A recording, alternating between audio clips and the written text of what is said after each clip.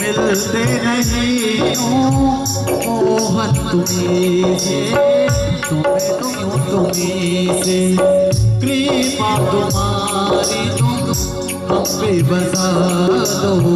तेरे इश्क का मुझ पे हुआ ये असर है, तेरे इश्क का आता नजर है, तेरी भक्ति का मुझ पे हुआ ये असर है, तेरी भक्ति का मुझ पे हुआ ये असर है।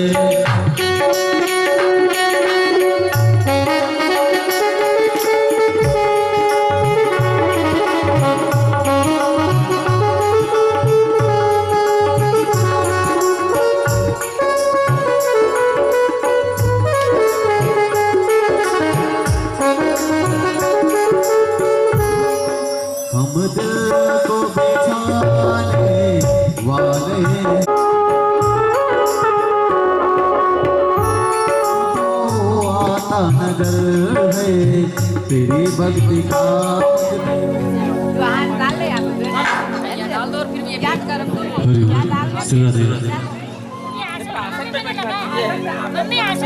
आपको आसन बैठना है।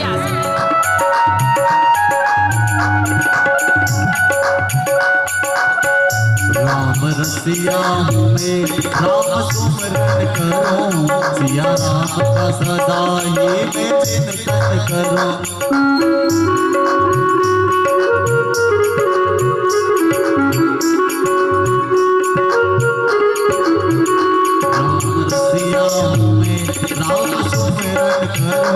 सिया राम का सदा ही मैं चिंतन करूं। सच्चा आनंद है इसको जीने में, सच्चा आनंद है इसको जीने में। श्री राम जानकी मेरे सीने में, श्री राम जानकी मेरे सीने में।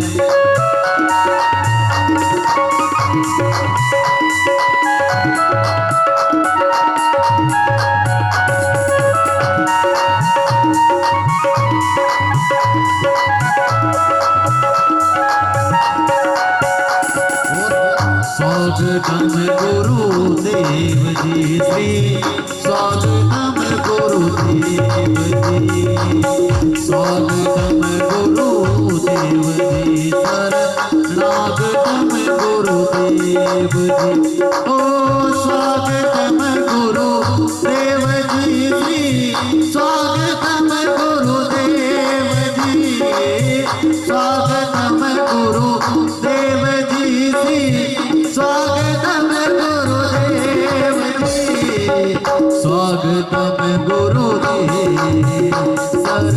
शरणागतम गुरुदेव जी श्री, स्वागतम गुरुदेव जी, शरणागतम गुरुदेव।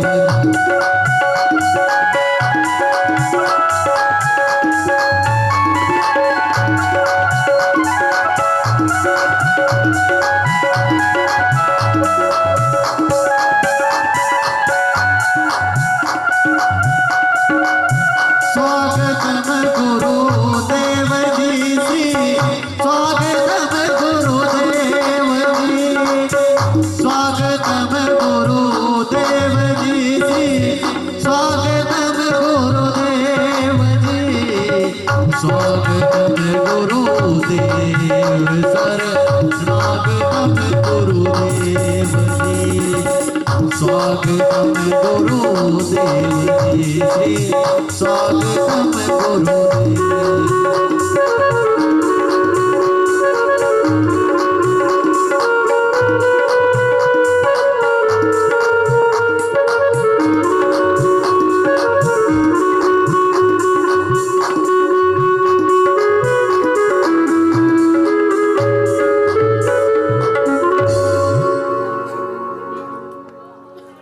हरि श्री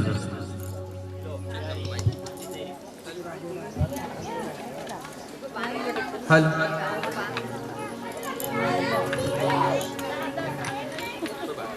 हेलो, हरिओम श्री राधे, हरिओम श्री राधे, हरिओम हरिओम श्री राधे।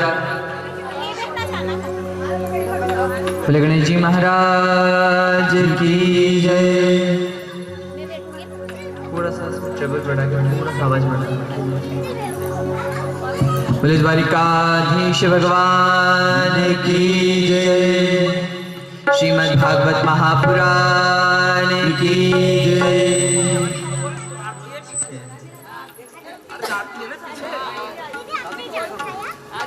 राधे हरिओम। बेच जाता है। हरिओम राधे।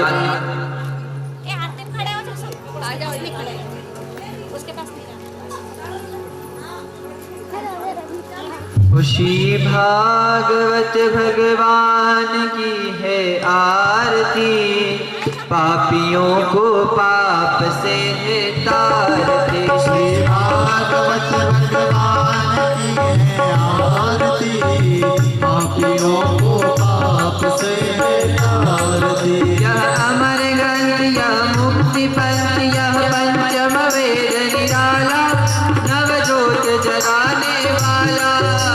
अमर ग्रंथ या मुक्ति पंथ या पंचम वेद निराला, नवजोत जगाने वाला।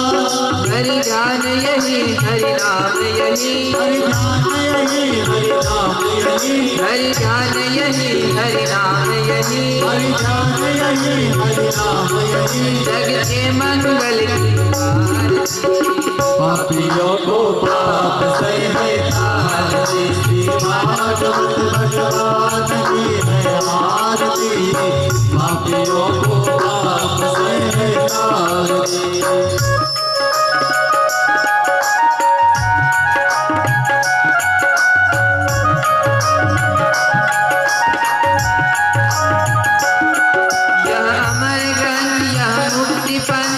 पंचम वेद निराला, नवजोत जगाने वाला। अमर ग्रंथ या मुक्ति पंथ या पंचम वेद निराला, नवजोत जगाने वाला। हरि ध्यान यही, हरि नाम यही, हरि ध्यान यही, हरि नाम यही। जग के मंगल की आरती, पापियों को पाप से है तारती। श्री भागवत भगवान की है आरती, पापियों को पाप से है तारती। यह शांति गीत पावन पुनीत, पापों को मिटाने वाला, हरि दर्श कराने वाला। यह शांति गीत पावन पुनीत, पापों को मिटाने वाला, हरि दर्श कराने वाला।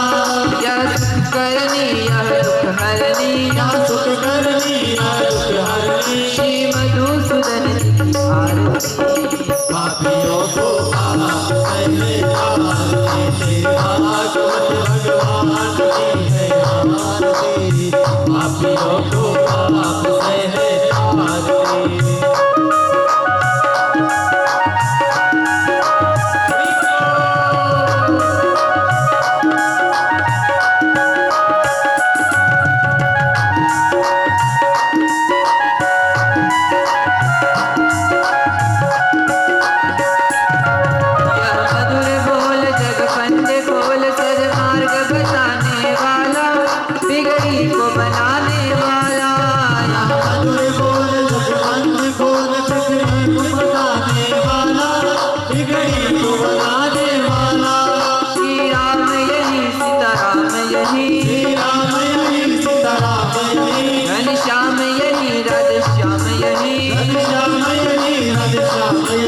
प्रभु की महिमा की आरती, पापियों को पाप से है तारती। पापियों को पाप से है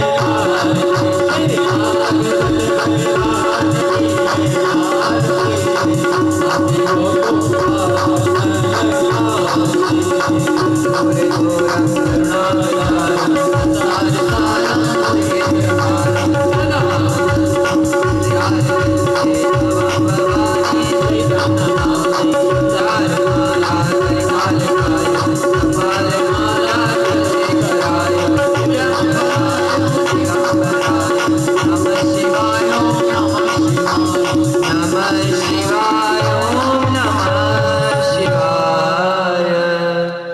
द्वारिकाधीश भगवान की जय। श्रीमद् भागवत महापुराण की जय। नमः पार्वती पते हर हर महादेव हर।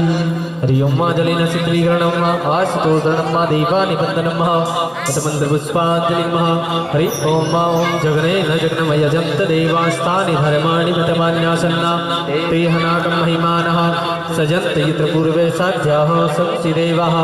ओम गणपते नमः। एकदन्ताय विद्महे वक्रतुण्डाय धीमहि तन्नो दन्ती प्रचोदयात्। ओम कात्यायनी च विद्महे कन्याकुमारी च धीमहि तन्नो देवी प्रचोदयात्।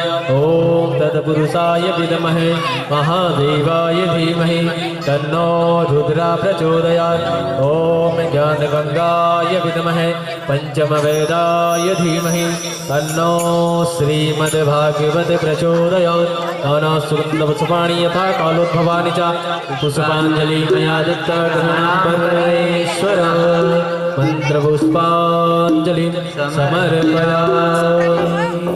भागवत महापुराण की जय। कृष्ण कन्हैया लाल की जय। राजा रामचंद्र भगवान की जय। हनुमान जी महाराज की जय। गुरु महाराज की जय। नमः पार्वती पते हर हर महादेव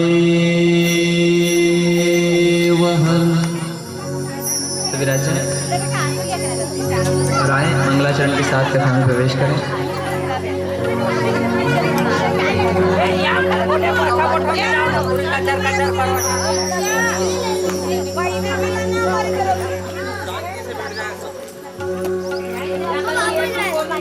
द्वारिकाधीश भगवान की जय। वंदे वाणी विनायको भवानी शंकरो वंदे वंदे बोधमया नित्य गुरुं शंकररूपिणा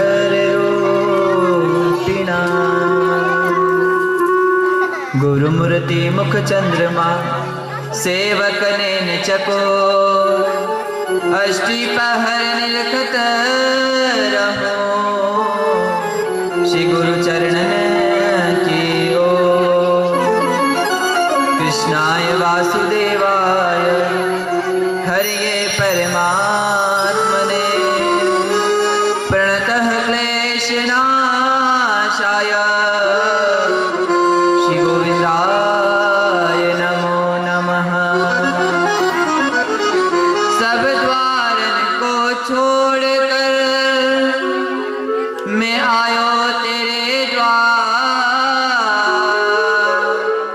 अब वृषभानु की लाडली निक मेरी ओर निहार। नागेंद्र हाराय त्रिलोचनाय भस्मांगरागाय महेश्वराय नित्याय शुद्धाय दिगंबराय तस्मै नकाराय नमः शिवाय।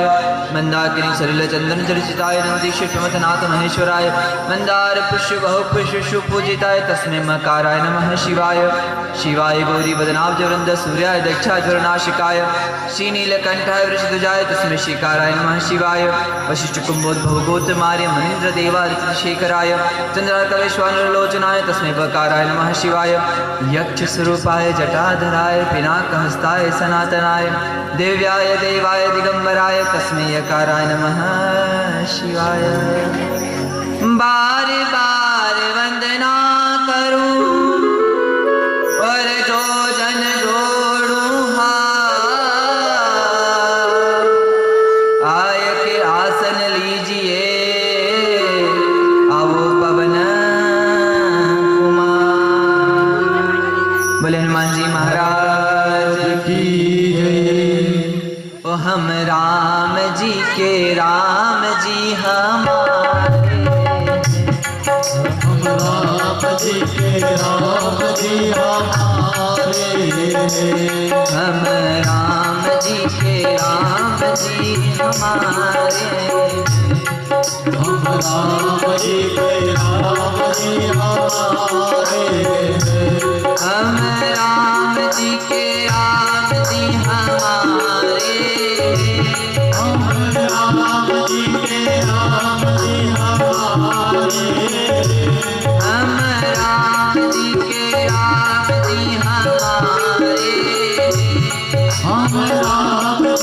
राम जी हमारे, हम राम जी के राम जी हमारे, हम राम जी के राम जी हमारे। हरे कृष्णा कृष्णा कृष्णा हरे हरे, हरे राम राम राम हरे हरे, हरे कृष्णा कृष्णा कृष्णा हरे हरे, हरे राम राम हरे हरे।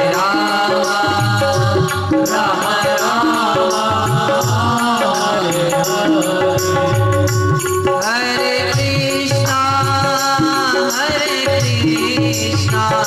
कृष्णा कृष्णा हरे हरे,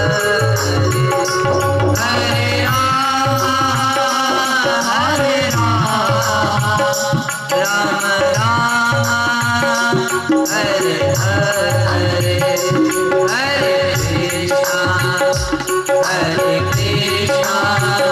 कृष्णा कृष्णा हरे हरे, हरे राम राम राम हरे कृष्णा राम नाम की लूट है और लूट सके सो लूट, अंत समय पछताएगा और प्राण जाएगा। एक ही बात है, क्या करने आए हैं? राम का नाम लूटने आए। राम नाम लिया करो सदा राम से काम, बिना भजन श्री राम के कंचन देगा ना काम। काम नहीं, मात्र राम का नाम प्रेम से। हरे कृष्णा कृष्णा कृष्णा हरे हरे, हरे राम राम हरे हरे,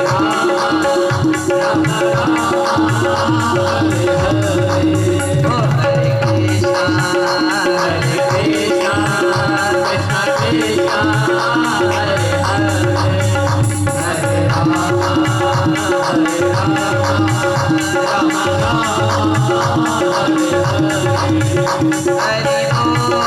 बोल हरि बोल हरि बोल हरि बोल हरि बोल हरि बोल हरि बोल हरि बोल, हरि बोल हरि बोल हरि बोल हरि बोल हरि बोल हरि बोल हरि बोल हरि बोल हरि हरे कृष्णा कृष्णा कृष्णा हरे हरे, हरे राम राम राम हरे हरे, हरे कृष्णा कृष्णा कृष्णा हरे हरे,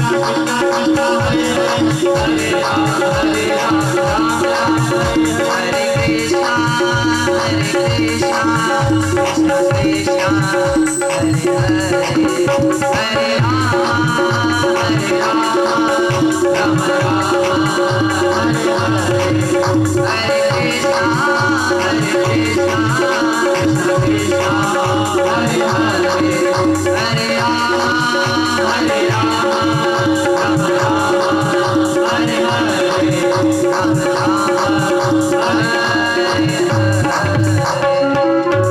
बोले नाम संकीर्तन की नमः पार्वती पते हर हर महादेव।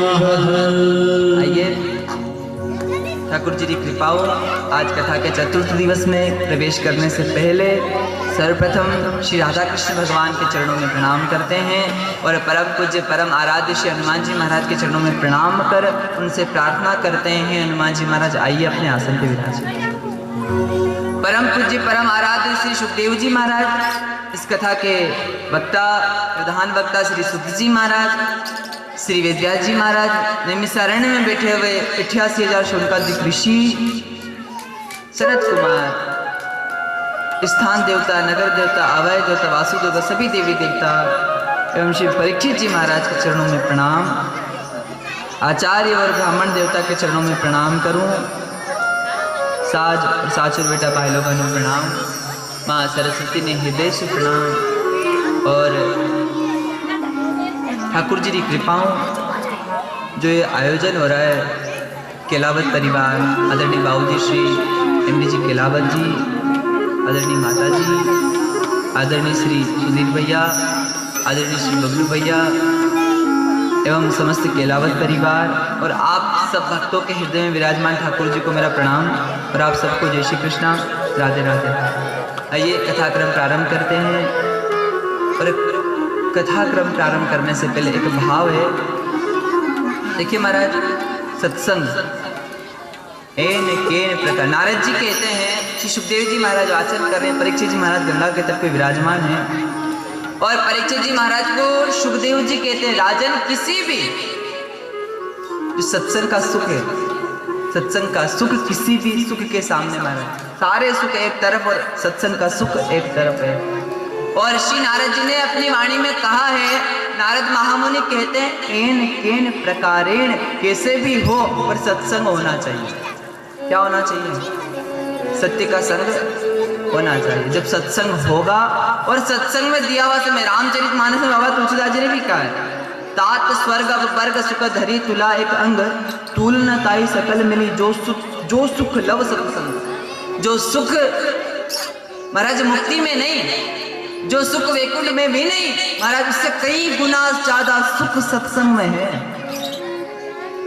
जीतनगर वाले महाराज इतना सा भाव है, श्री नारद जी, श्री सुखदेव जी महाराज इतना कहना चाह रहे हैं, भैया जो सुख, कबीर जी महाराज जब आखिरी समय में जाने लगे, जो कबीर जी महाराज जब जाने लगे, वहां उन्होंने अपनी वाणी में कहा है, राम बुलावा भेजिया दिया कबीरा रोए। महाराज कबीर जी रोने लगे, और जब कबीर जी रोने लगे तो किसी शिष्य ने कहा, गुरुजी आप तो कह रहे थे शरीर तो चुनरी है, इस चुनरी को वापस छोड़ना ही है, झीणी रे झीणी चदरिया जाकी क्या धर दीनी चदरिया, चदरिया झीणी। गुरुजी आप तो कहते थे ये चादर बदलना है, इसके लिए रोना कैसा, और आज आप शरीर छोड़ रहे हैं तो आप रो रहे हैं। तो श्री कबीर जी ने कहा था अपनी वाणी में कि राम बुलावा भेजिया और दिया कबीरा रोए, जो सुख साधु संग में सो बैकुंठ ना होए।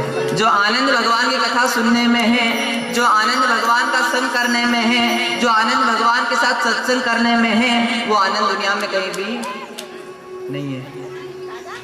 क्या बात, बोले बालकृष्ण भगवान की जय, राधे राधे।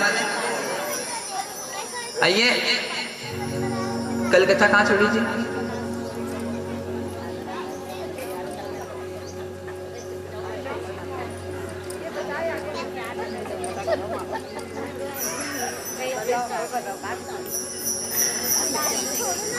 अरे भी याद नहीं थी आज तो।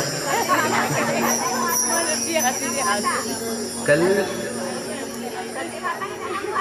कहाँ तक गए थे?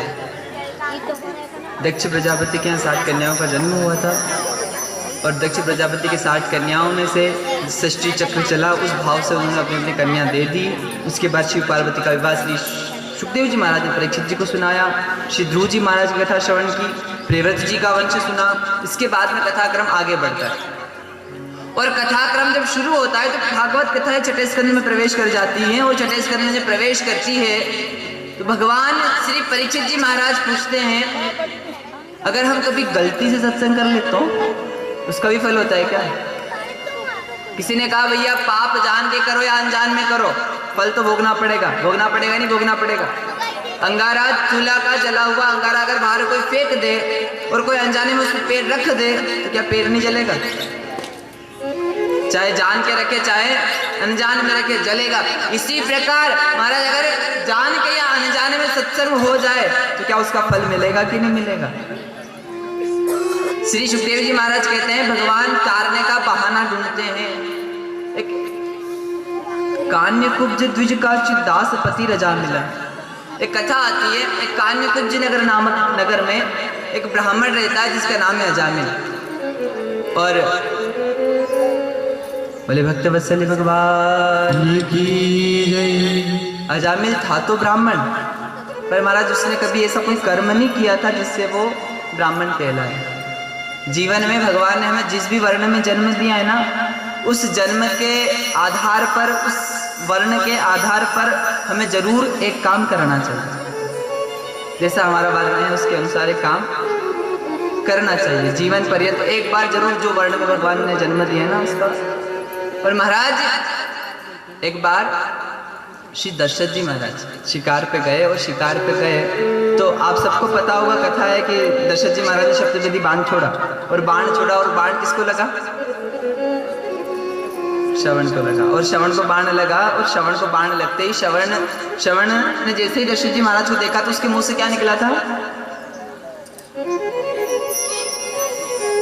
मामा। दशरथ जी को देख के क्या कहा था? आप हमारे मामा। और जैसे ही कहा था तो दशरथ जी ने कहा भैया मैं तेरा मामा कैसे हो गया? माँ ने कहा है, श्रवण कह रहा है मेरी माँ ने कहा है कि तेरे मामा के सिर के ऊपर, ललाट के ऊपर सूर्यवंश का तिलक लगा है। काय का तिलक लगा है? सूर्यवंश का तिलक लगा है। जिसके सिर पे सूर्यवंश का तिलक लगा है वो तेरा मामा। पहले तिलक से ही पहचान हो जाती थी पहले। अच्छा तिलक क्यों लगाते? इसका भी एक कारण है। तिलक इसलिए लगाया जाता है, एक तिलक जो धारण करता है, एक जो तुलसी की माला धारण करता है, एक जो रुद्राक्ष की माला धारण करता है, और जो तुलसी की सेवा करता है, जो राम के नाम का जप करता है महाराज, वो गलती से भी अगर कोई गलती हो भी जाए तो भगवान उसका अपराध क्षमा कर देता है। और अगर कोई पाप या कोई गलती हो गई है तो जिस जन्म में है उसी जन्म में उसको पूरा कर लेता है, उस व्यक्ति को नरक नहीं जाना पड़ता है। और ये प्रमाणित है जो सिर पे तिलक धारण करता है, इसका ये प्रमाण सीधा ये है। अरे भौतिक उदाहरण दिया जाए तो भौतिक उदाहरण ये है, आप देखो कोई सी भी गाड़ी अगर कंपनी निकालती है महाराज, उसके ऊपर अपना मोनो लगाती है। कोई सी भी ब्रांड महाराज, कोई सी भी चीज़ अगर कोई आती है मार्केट में तो उस पर अपना मोनो होता है। और महाराज उसी प्रकार जब यमदूत वहाँ से आते हैं लेने, और यमदूत लेने आते हैं तो किसी के सिर पे देखते हैं, इसके सिर पे तो रामानंदी तिलक लगा। क्या लगा है? समझते हैं रामानंदी? रामानंदी तिलक लगाए, बोले रामानंदी तिलक लगाए तो इसका मतलब ये है कि ये रामानंदी है, अर्थात राम जी के कंपनी का। इसको ले जाएंगे क्या? हम ले जाएंगे हम तो राम जी के ग्रुप का। फिर आगे बढ़ जाएंगे, बोले फिर आगे बढ़ जाएंगे तो किसी के सिर पे लगा त्रिकोण, बोले इसको कैसे लेके चलें? तो शिव जी वाला है, शिव जी का है। फिर आगे बढ़ जाएंगे और फिर आगे बढ़ जाएंगे तो किसी के सिर पे लगाए टीका, गोल टीका लगाए कुमकुम का, बोले ये तो माता जी वाला है, अम्बा का, इसको भी छोड़ दो। फिर आगे बढ़ गए, किसी के निम्बार के लगाए, किसी के रामानंदी लगाए, कोई शिव है, कोई वैष्णव है, और हमारा सबके सिर पे लगा। और थोड़े आगे बढ़े तो किसी के सिर पे नहीं लगा, बोले ये अपने वाला है, ये ना राम जी वाला है, ना शिव जी वाला है, ना हनुमान जी वाला है, ना दुर्गा जी वाला है, ये अपने नरक वाला आदमी है, इसको ले चलो पकड़। तो इसलिए महाराज ये कथा कह रही है, जो कथा के पांडाल में आकर बैठता है, जो तुलसी धारण करता है, जो राम नाम का जप करता है, जो रुद्राक्ष की माला धारण करता है, या जो सिर पे तिलक धारण करता है, उसको कभी भी नरक का दरवाजा देखना नहीं पड़ता है। कथा कह रही है। तो पहले पहचान भी ऐसी होती थी, तो श्रवण ने मामा कहा। और इस कथा के बाद महाराज खूब समय बीतने के बाद, ये कथा आप सबको विदित है, खूब समय बीतने के बाद जब श्री राम जी का जन्म हुआ, राम जी का विवाह हुआ, सीता मैया आई, सीता मैया ने रसोई बनाई, सीता मैया ने रसोई बनाई, दशरथ जी महाराज के यहाँ सबको रसोई कराई। माँ कौशल्या ने सीता से कहा बेटा तू कुछ खा ले, और जैसे ही कहा तो माँ सीता ने कह दिया मैं इस घर का अन्न नहीं खाऊंगी। इस घर का अन्न क्यों नहीं खाएगी? बोले ये घर तो हत्यारा है भानेज का, इस घर पे भांजे की हत्या का पाप लगा है, और इस घर का मैं अन्न जैसे ही कहा माँ कौशल्या ने कहा तू क्या कहती है? बोले मैं सत्य कहती हूँ। दशरथ जी ने सुना, और दशरथ जी ने सुनते ही कह दिया हाँ बात तो सही है। तो देवी दूर कैसे होगा, हत्या दूर कैसे होगी? पाप का प्रायश्चित क्या है? बोले इसका पाप का प्रायश्चित तो वशिष्ठ जी से पूछो। वशिष्ठ जी महाराज से पूछा गया तो वशिष्ठ जी महाराज से पूछा तो वशिष्ठ जी महाराज ने कहा ब्राह्मणों को बुला के भोजन करा दो। बोले नहीं, सीता मैया ने कहा ये समाधान, ये प्रायश्चित नहीं है, ध्यान से सुनना, ये प्रायश्चित नहीं है। फिर बोले प्रायश्चित अगर कोई बता सकता है तो विदेहराज जनक जी महाराज इसका प्रायश्चित बता सकता है। जनक जी को पत्र लिखा और जनक जी ने पत्र पढ़ा।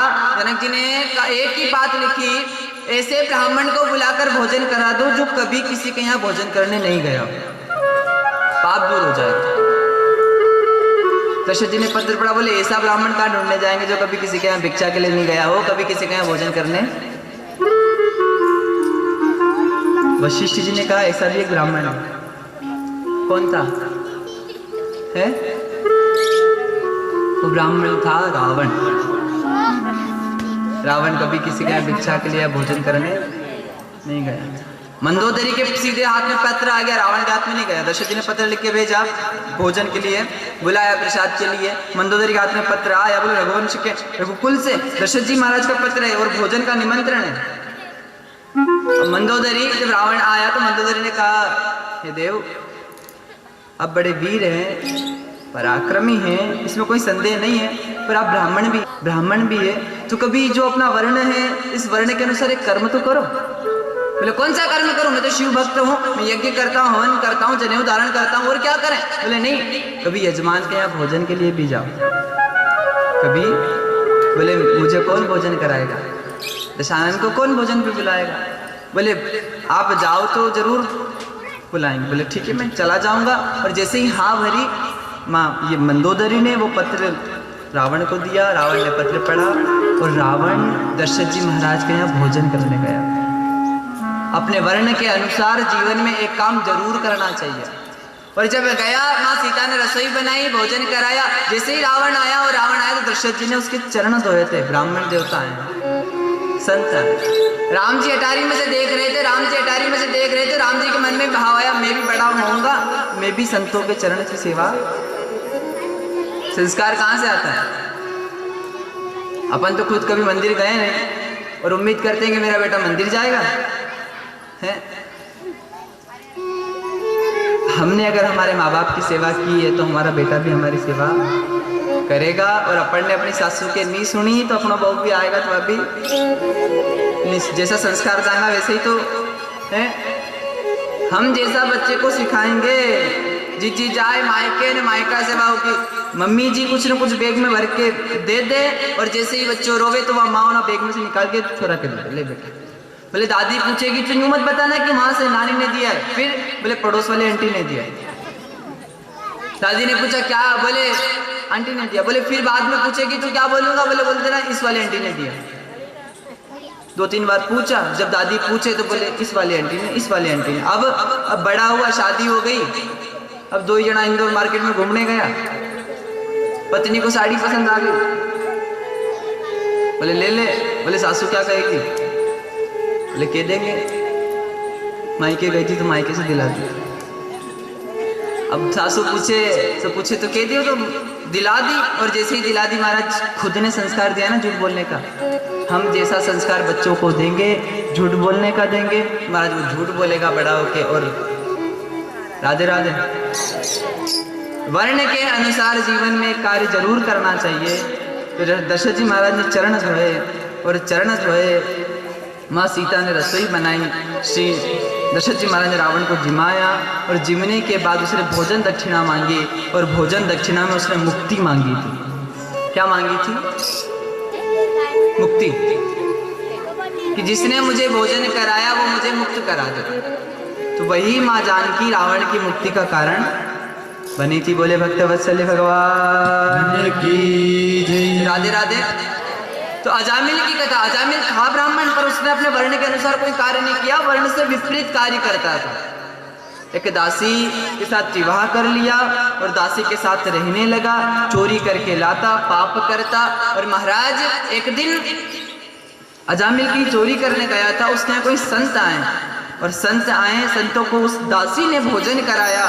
संत जाने लगे तो संत इतना कह गए, देवी मैंने तेरे यहाँ का भोजन किया है तो देवी हम तेरे यहाँ के ऋणी हो गए हैं और वो ऋण हम रखना नहीं चाहते हैं, हम तुम्हारा कल्याण करना चाहते हैं। देवी कुछ समय बाद तुम्हारे यहाँ संतान होगी, उस संतान का नाम नारायण रख लेना। क्या महाराज, किसी का लिया है इस जन्म में देना पड़ेगा, नहीं तो अगले जन्म में देना ही पड़ेगा। इस जन्म में दे दो तो बहुत अच्छा, बाद में देंगे तो ब्याज के साथ देना पड़ेगा। और महाराज समय बीता, समय बीतने के बाद उस दासी के यहाँ एक बेटा हुआ अजामिल के यहाँ, और अजामिल के यहाँ बेटा हुआ। गुरुजी की उस संतों की बात उस दासी को याद रही और उसने अपने बेटे का नाम रखा नारायण। नाम तो नारायण रखा, पर महाराज नारायण नारायण नारायण नारायण नारायण नारायण, आखिरी समय बुढ़ापा आया अजामिल का। और महाराज आखिरी समय बुढ़ापा आया। अच्छा एक बात बताओ आप लोग जीतनगर वाले, किस किस के घर में बेटे का नाम कृष्णा है? किस किस के यहाँ राम है, राधा? अच्छा पानी की प्यास लगती है तो क्या बोलते हो आप? ले काना पानी बल्ला दे। आता है कि नहीं आता है नाम? ले राम ऐसा करते, किसी भी बहाने से नाम तो आ रहा है ना। और भगवान बहाना ढूंढता है पार करने का। ये नारायण मरने, ये अजामिल मरणासन है और ये मरते मरते अपने बेटे को बुला रहे हैं, हे नारायण, हे नारायण मेरा इतना एक काम कर दे, नारायण ऐसा कर दे, नारायण ऐसा कर दे, नारायण ऐसा कर दे। और मरने का समय पास आ रहा है, भगवान की याद नहीं आ रही, बेटे की याद आ रही है और बेटे को बुला रहा है, नारायण ए नारायण, नारायण ए नारायण, नारायण ए नारायण। और इस नारायण ने तो नहीं सुनी, उस नारायण ने, ये ध्यान रखना, ये नहीं सुनेंगे पर वो सुन लेंगे। और महाराज उस नारायण ने सुना और उस नारायण ने, सुखदेव जी महाराज कहते हैं भगवान पार करने का बहाना ढूंढते हैं। और वैकुंठनाथ भगवान ने पार्षदों से कहा जाओ और जाकर मेरा भक्त पुकार रहा है, उसे मेरे लोक वैकुंठ में लेके आओ। और पार्षद गए, बोले भक्त वत्सल भगवान की। पार्षद गए, इधर से यमराज ने कहा एक दुष्ट पापी मरने वाला है, जाओ उसको पकड़ के लाओ, यहाँ नरक में डाला जाएगा। नरक में डालने के लिए यमदूत आए और वैकुंठ ले जाने के लिए पार्षद आए। दोनों आमने सामने आके खड़े हो गए। पार्षद कह रहे हैं हम वैकुंठ लेके जाएंगे, यमदूत कह रहे हैं हम नरक में लेके जाएंगे। तो एक बात बताओ, जिसने जीवन भर पाप किया कहाँ जाएगा? और मरते मरते किसको बुला रहा है? नारायण को। कौन सा नारायण, वो वाला कि ये वाला? बेटे को बुला रहा है, कहाँ जाएगा? भगवान पार करने का बहाना ढूंढते हैं। भगवान ने पार्षदों को भेजा, पार्षदों ने कहा ये मरते मरते नारायण का नाम ले रहा है, और जो मरते मरते नारायण का नाम लेता है वो वैकुंठ जाता है। बोले ये तुम्हारे नारायण को नहीं बुला रहा, ये तो इसके बेटे को बुला रहा है। दूतों ने जैसे ही कहा तो पार्षदों ने कहा एक बात बताओ, नारायण है कौन? इसका बेटा है कि वो 4 भुजानाथ है? नारायण तो एक ही है, और वही नारायण आदि, उसका नाम चाहे किसी भी बहाने से लिया जाए। अरे उल्टा नाम जपत जग जाना, वाल्मीकि भय ब्रह्म समान। भगवान का नाम का काम है पार करना। एक बार आपको पता होगा, राम जी की सेना जब समुद्र किनारे आके खड़ी हो गई, राम जी की सेना खड़ी हो गई तो समुद्र पे रास्ता नहीं है, पुल बनाना है। और पुल बनाना है तो पत्थर पे राम का नाम लिखा और पत्थर पानी में फेंका तो पानी में पत्थर तैरने लगा। अब तैरने लगा, बढ़िया सुंदर पुल बनने लगा। अब ये बात जा गई लंका, लंका के लोग घबरा गए। सब जो राम जी तैयारी करके लड़ने के लिए आ रहे हैं, उन राम जी के नाम में इतनी पावर है, इतनी शक्ति है कि उनके नाम को पत्थर पे लिखा, और जो पत्थर पानी में डूबने का और डुबाने का काम करता है वो पत्थर पानी में तैरने लगा। सब लोग डर गए लंका के, और लंकावासी रावण के पास गए। रावण ने कहा घबराओ मत, अगर राम के नाम का पत्थर तैरता है तो रावण के नाम का भी तैरता है। रावण ने सबको बुलाया, समुद्र किनारे लेके गया, और उस रावण ने पत्थर पे नाम लिखा रावण, और जैसे ही रावण ने लिखा उसे पानी में फेंका, डूबा की तैरा है, डूब गया, पत्थर तैरने लगा। और जब तैरने लगा सब लोग खुश हो गए, चलो हमारा राजा भी कम नहीं है, अब बराबरी की लड़ाई होगी। सब लोग चले गए, रावण थक के घर आया और मंदोदरी ने पूछा आपके नाम का पत्थर नहीं तैर सकता, मुझे अच्छे से पता, पर ये बताओ तेरा कैसे?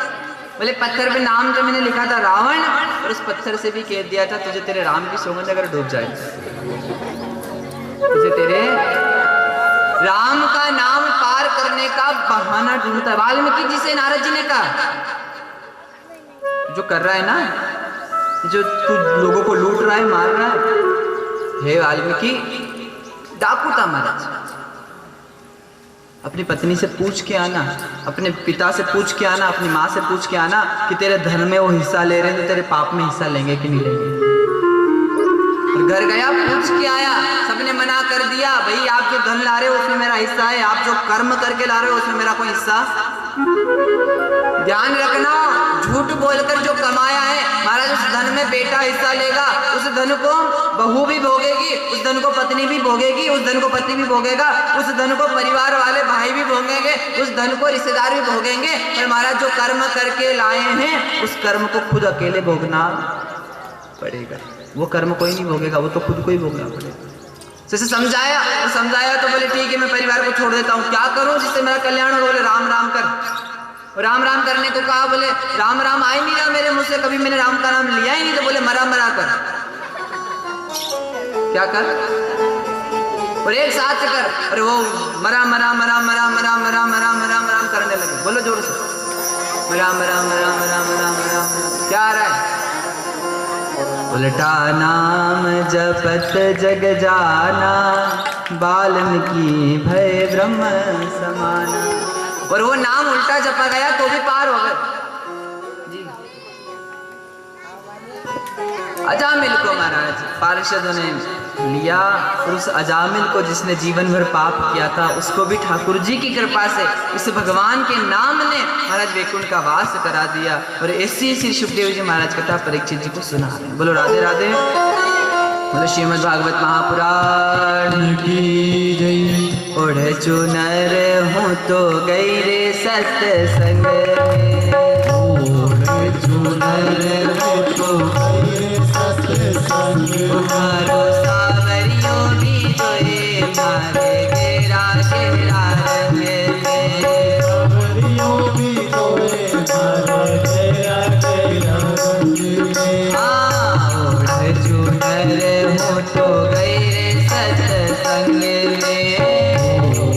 चूनर में तो गई रे सत्संग में, मारो सावरियों भी जोए मारे गेरा गेरा रंग में, मारो सावरियों की जोए मारे गेरा गेरा रंग में। ओ सोच रही मन में समझ रहे मन में,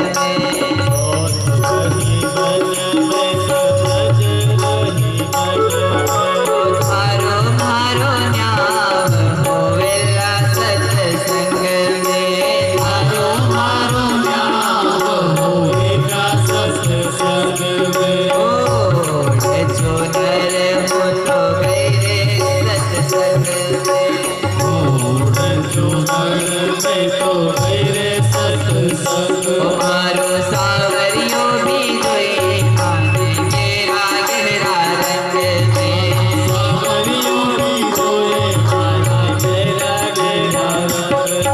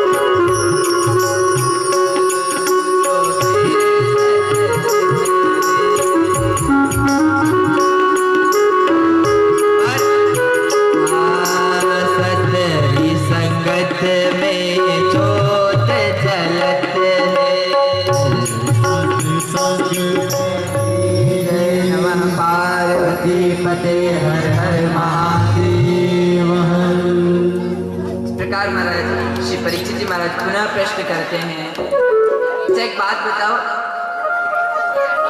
श्री परीक्षित जी सुखदेव जी से कहते गुरुजी, हिरणाक्ष का वध भगवान ने 12 रूप लेकर किया और हिरणाक्ष दैत्य राक्षस था और हिरणाक्ष का भाई हिरण्यकश्यप वो भी राक्षस था, उसकी पत्नी भी राक्षस, उसका पूरा कुल रिश्तेदार सब राक्षस। तो उस हिरण्यकश्यप के यहाँ प्रहलाद का जन्म कैसे हुआ? उसके यहाँ भक्त का जन्म कैसे हुआ? प्रहलाद को भक्ति कैसे लगी?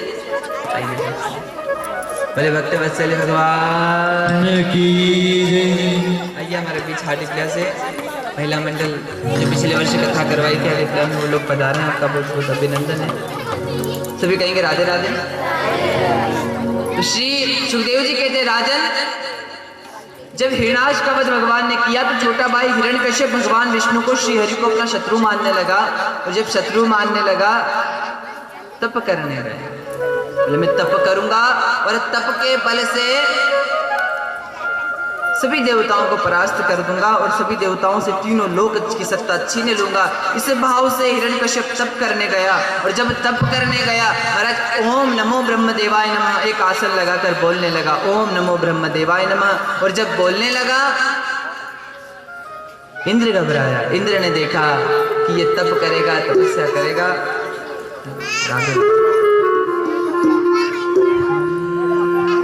बोले भक्त वत्सल्य भगवान की जय। राधे राधे। अच्छा एक बात बताओ आप लोग, जिसकी ज़्यादा धन होता है, जिसके बड़ा पद होता है, उसको एक डर होता है कि भाई ये चला ना जाए। इंद्र को बड़ा पद है, देवराज है, तो इंद्र को डर है ये तप कर रहा है और ये तप कर रहा है तो भगवान ब्रह्मा जी से प्रसन्न होकर ब्रह्मा जी से मेरा इंद्रासन नहीं दे दे। इसलिए इंद्र ने बृहस्पति जी को भेजा और कहा कि इसकी तपस्या भंग करो। और बृहस्पति जी आए और बृहस्पति जी जब आए जहाँ ओम नमो ब्रह्मदेवाय नमः कर रहा था वहाँ बृहस्पति जी नारायण नारायण नारायण नारायण नारायण नारायण जपने लगे और इसको अपने ओम नमो ब्रह्मदेवाय के जप में विघ्न होने लगा।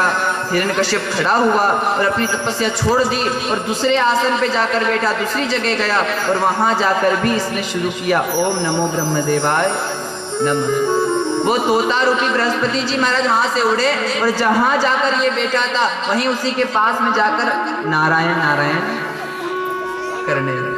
और जब नारायण नारायण करने लगे महाराज फिर इसको विघ्न होने लगा। विघ्न होने लगा इसने सोचा आज अपने तपस्या करने का समय नहीं है, अपन कल करेंगे। ये घर आया और घर आने के बाद इसकी पत्नी कयादू ने पूछा, अब तपस्या करने गए थे भगवान के दर्शन हो गए? बोले गया तो तब करने था पर दर्शन नहीं हुए। बोले क्यों नहीं हुए? बोले वो कोई तोता आया वो वहां नारायण नारायण कर रहा था। ध्यान देना, आज पहली बार कयादू ने अपने पति के मुंह से सुना कि मेरे पति के मुंह से नाम आया है नारायण। क्या नाम आया? उस दिन भी कहा था धर्म पति नहीं होता है, कौन होती है? धर्म पत्नी होती है। अब धर्म पत्नी चाहे तो भक्त बना दे, धर्म पत्नी चाहे तो है ना गाय बना दे, हाथ में ये धर्म पत्नी के।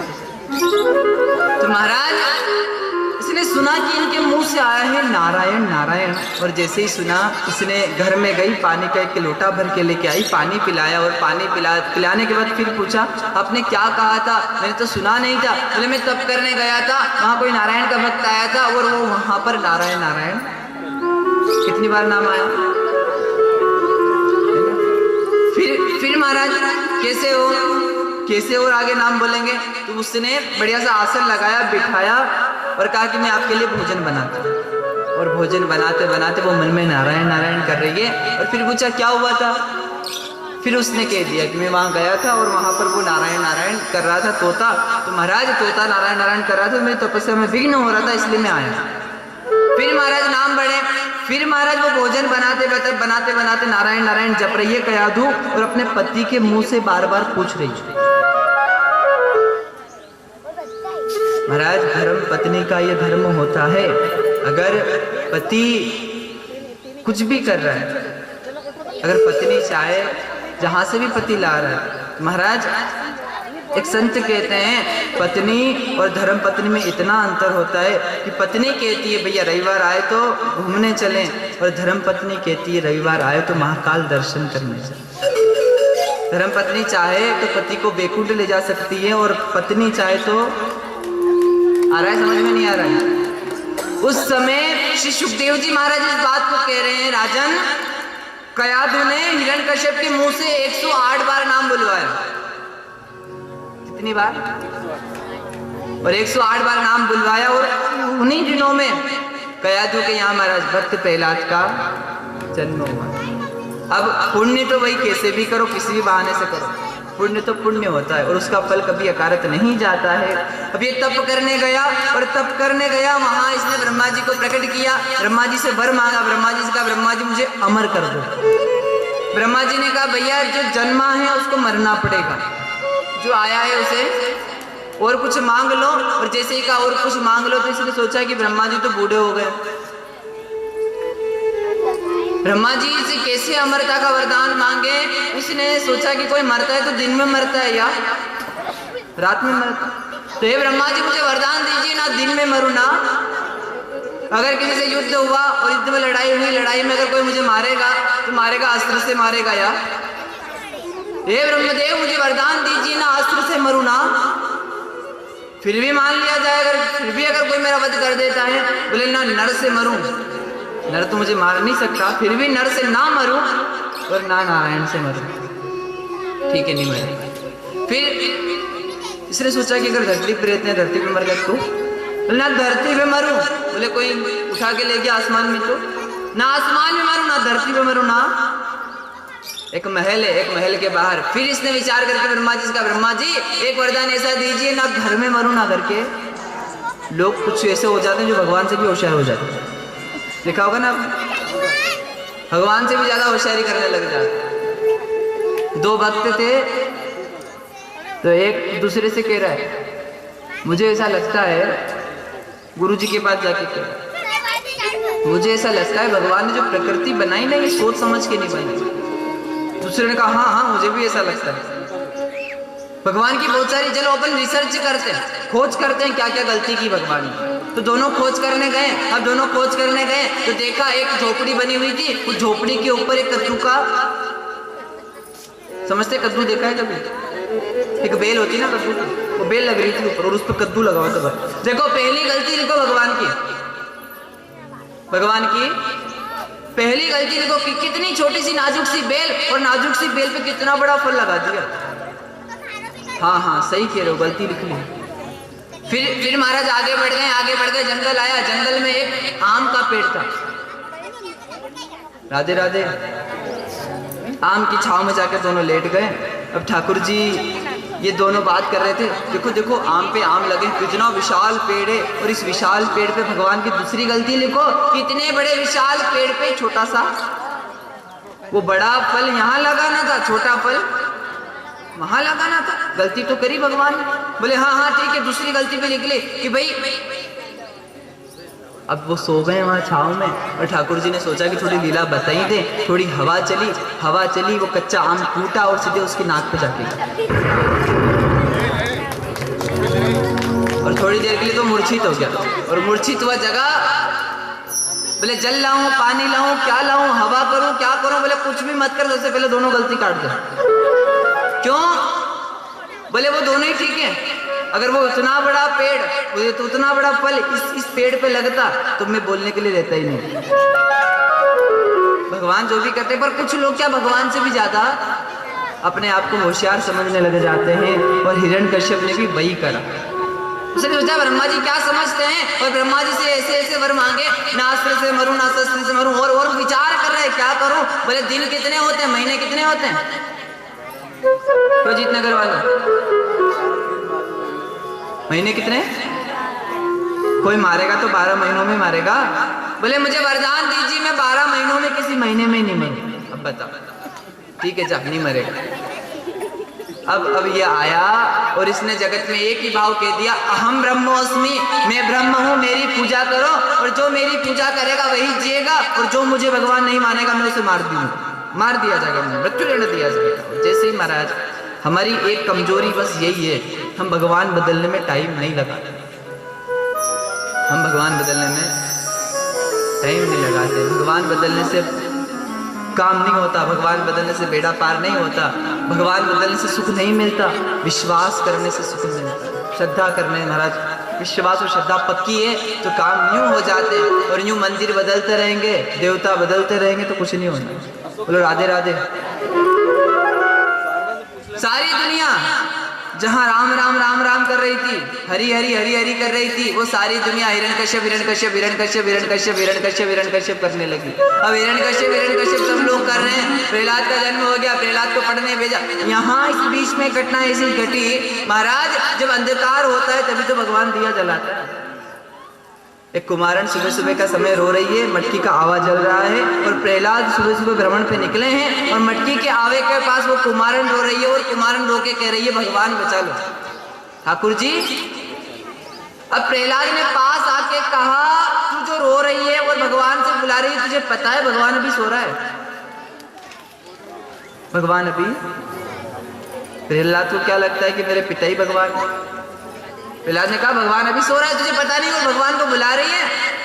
कुमारन ने हंस के कहा भैया तेरा भगवान सो रहा होगा, मेरा भगवान तो मेरे लिए हमेशा खड़ा है। से एक बात बताओ, आप लोग भगवान मंदिर में खड़े हैं कि बैठे हैं?